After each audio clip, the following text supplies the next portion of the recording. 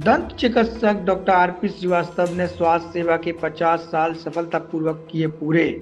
दरअसल झांसी में साल 1975 में बतौर दंत चिकित्सक मेडिकल कॉलेज में सेवाएं देने वाले डॉक्टर आरपी श्रीवास्तव ने स्वास्थ्य सेवा के 50 साल सफलतापूर्वक पूरे किए हैं।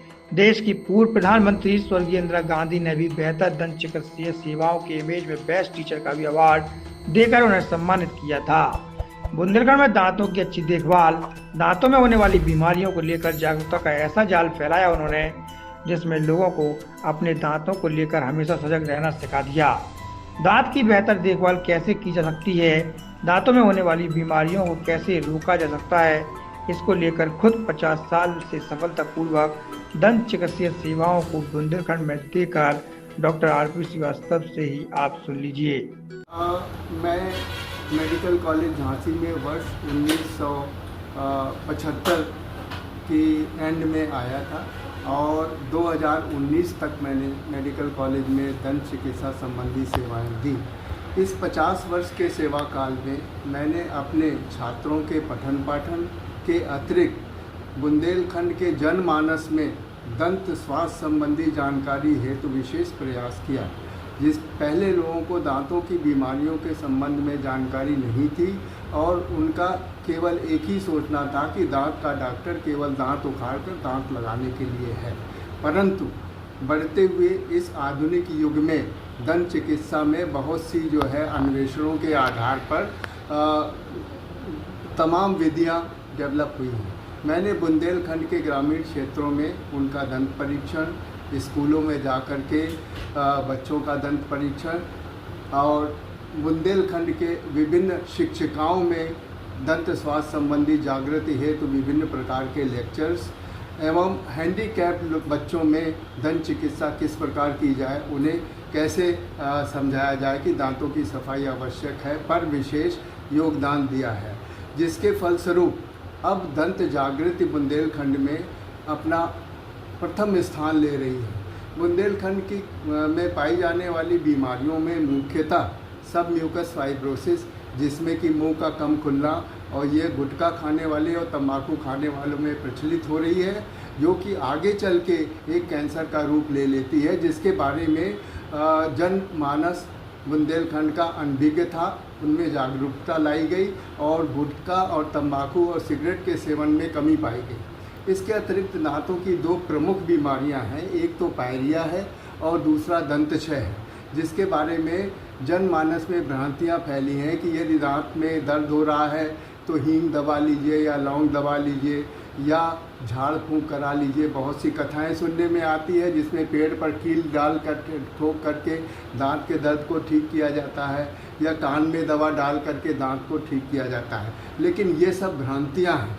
ये भी भ्रांति है कि अगर आप ब्रश करेंगे तो दांतों से खून आएगा, मसूड़े कमज़ोर हो जाएंगे, दांत हिलने लगेंगे। इन भ्रांतियों के निवारण के लिए मैंने विभिन्न प्रकार के कैंप, रेडियो टॉक एवं टीवी प्रसारण तथा विभिन्न प्रकार की पत्रिकाओं में लेख लिखे और मेडिकल कॉलेज में रहते हुए भास्कर और जागरण न्यूज़पेपर में निरंतर रूप से लेख दिए, जिनकी संख्या 250 से अधिक होगी और जिसको पढ़ करके बुंदेलखंड में दंत जागृति हुई है और इस समय आदमी अपने दांतों के प्रति सजग हो रहा है।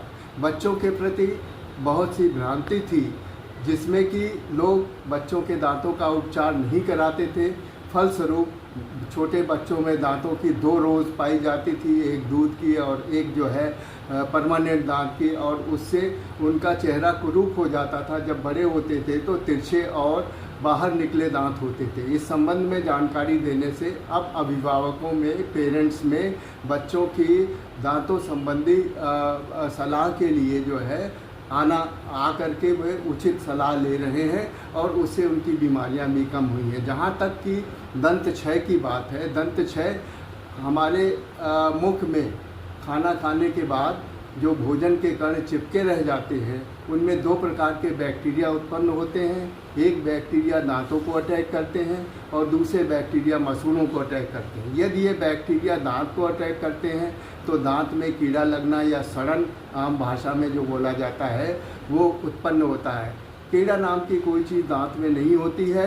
क्योंकि ये एक केमिकल डिकम्पोजिशन है, एसिड है, जिसके प्रभाव से एक काला धब्बा दांत के ऊपर छूट जाता है, जिसे कि आम भाषा में कीड़ा लगना कहते हैं और जन साधारण कीड़ा लगने के नाम से जानता है। लेकिन कीड़े नाम की कोई चीज़ नहीं होती है। एक ये सड़न है और सड़न 3 परतों में जाती है। पहली परत एनामेल, दूसरी परत डेंटिन और तीसरी परत पल्प। यदि तीसरी परत में कीड़ा लगना या सड़न पहुंच जाती है, उस समय बहुत तीव्र पीड़ा का आभास होता है मरीज़ को और वो अगले दिन दंत चिकित्सक से परामर्श लेने के लिए जो है आतुर होता है। चूँकि दंत चिकित्सा का इतना ज्ञान जनरल साधारण दंत चिकित्सकों को जो कि झोला छाप रहे हैं, नीम हकीम खतरे जान रहे हैं, उनमें उखाड़ने के अलावा कोई जो है संसाधन नहीं रहा है। और इसी वजह से ये भ्रांति डेवलप हो गई कि दांत के डॉक्टर के पास जाओ तो वो उखाड़ने की बात करेगा, परंतु ऐसे दांतों को भी हम रूट कैनाल ट्रीटमेंट द्वारा सुरक्षित रख सकते हैं और उसके बाद कैपिंग कर सकते हैं। एक BDS, आम दंत चिकित्सक एक BDS के रूप में होता है, लेकिन MDS जो कि सबसे बड़ी डिग्री है, MDS स्तर का दंत चिकित्सक जो है काफ़ी अच्छा प्रशिक्षित होता है और यदि आप MDS से सलाह ले रहे हैं तो आपके दांत सदैव सुरक्षित रहेंगे। दूसरी बीमारी जो पायरिया है, उसमें मुंह से जो है खून आना, बदबू आना, दांतों का हिलना या दांतों का लंबा हो जाना होता है। उसका भी मुख्य कारण ये दांतों के ऊपर जमे हुए बैक्टीरिया हैं, जिन्हें हम प्लाक के नाम से जानते हैं। यदि इस बैक्टीरिया प्लाक की हम सफाई ब्रश द्वारा सही प्रकार कर लें तो ये दोनों बीमारियां जो है जन्म नहीं लेंगी। बहुत से मरीज ऐसे आते हैं कि साहब मैं 5 बार ब्रश करता हूँ फिर भी जो है मेरे दांत क्यों ख़राब हो गए। उसमें को प्रभाव ये है कि उस मरीज़ को या जन साधारण को ब्रश कैसे किया जाए इसके बारे में जानकारी नहीं है।